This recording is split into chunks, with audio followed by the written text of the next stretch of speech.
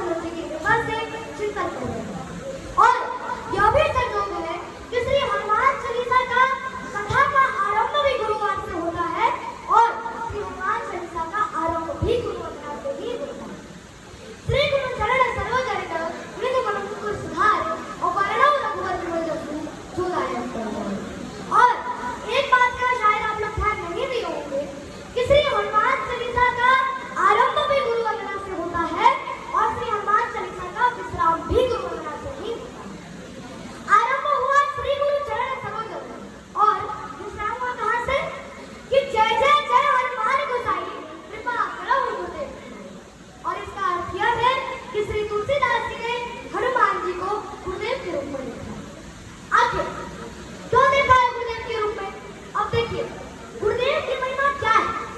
भगवान से मिला देना गुरुदेव की महिमा नहीं है।